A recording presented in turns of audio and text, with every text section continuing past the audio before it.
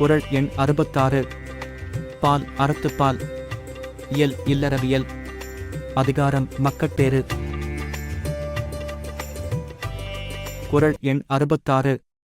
குழலினி தியாழினி தென்பதம் மக்கள். மழலைச் சொல் கேளாதவர்.